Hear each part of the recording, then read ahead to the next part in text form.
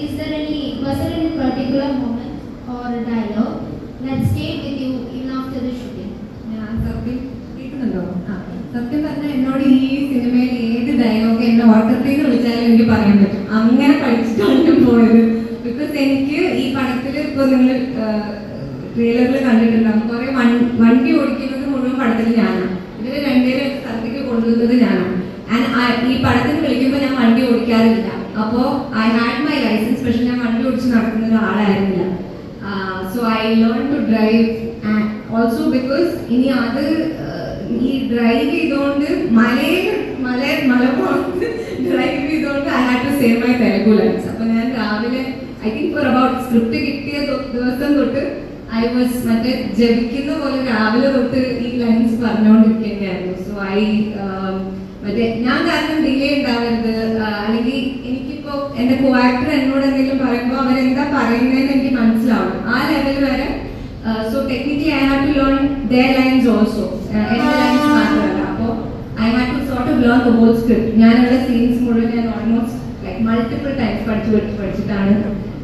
And കോളേജിലൊക്കെ പഠിക്കുമ്പോൾ 2 പ്രാവശ്യം വായിച്ചാൽ തലയിൽ കയറും. ഇപ്പൊ അങ്ങനെയല്ല, ഒരു കുറേ കാലം ഇരുന്ന് വായിച്ചിട്ടാണ് തലയിൽ കയറിയത്. But yeah, to answer your question, I know pretty much all the lines.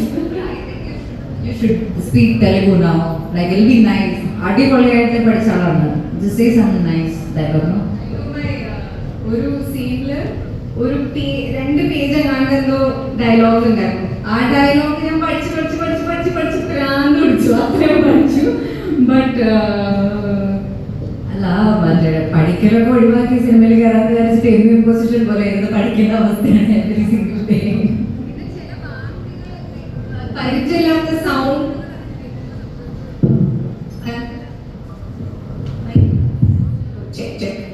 പരിചയമില്ലാത്ത ചില സൗണ്ടുകളൊക്കെ കേൾക്കുമ്പം എനിക്ക് ശരിക്കും ഉറക്കത്തിൽ നിന്നൊക്കെ വെറുതെ എണീക്കുമ്പോൾ it use to come to me. I remember I kept saying ദോപ്പുനി പോത്താടി.